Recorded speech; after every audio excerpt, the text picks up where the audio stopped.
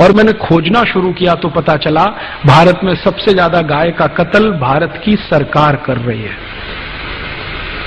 मुसलमान नहीं कर रहे हैं।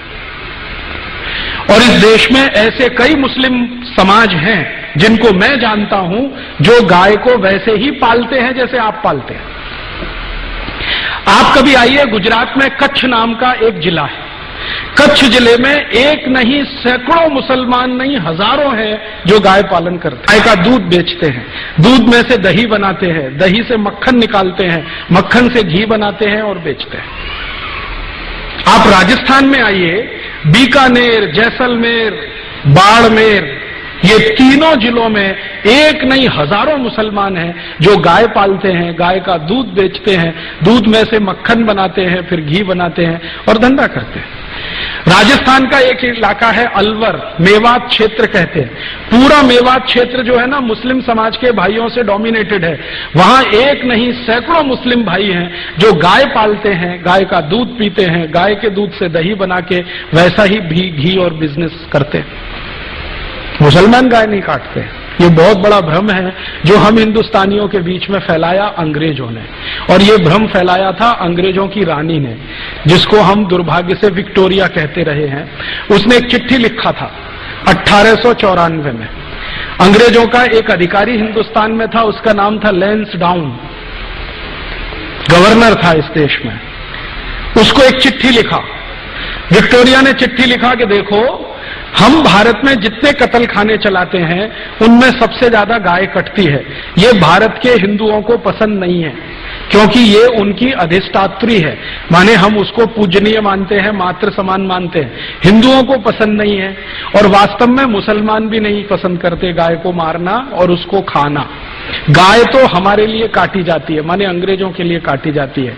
अब भारत में हिंदू और मुसलमान कभी एक हो गए और गाय बचाने में लग गए तो हमारी सरकार नहीं चलेगी भारत में। इसलिए तुम एक काम करो कि जितने कत्ल खाने चल रहे हैं गाय काटने के लिए, उनमें मुसलमानों की भर्ती कर दो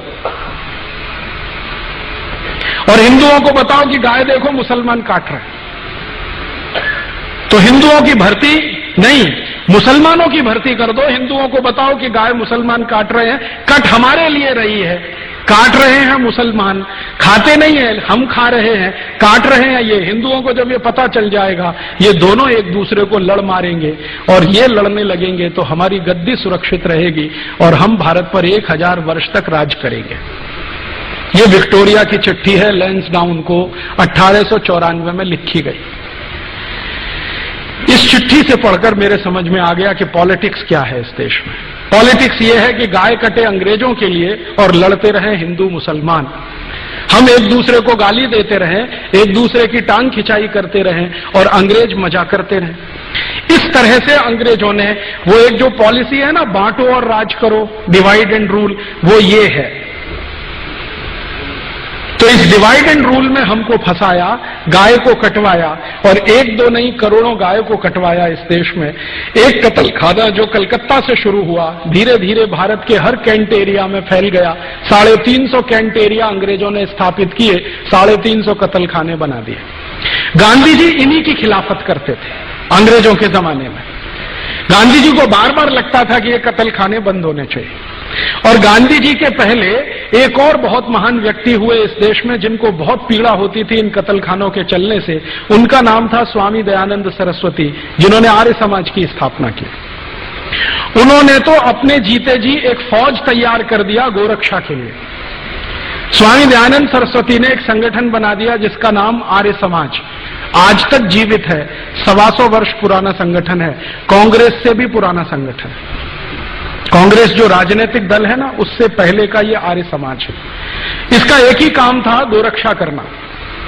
और इस आर्य समाजी संगठन ने पूरे देश के नौजवानों को ऐसा चार्ज कर दिया था कि भारत के 7,32,000 गांवों में हर जगह गोरक्षा समिति बन गई थी।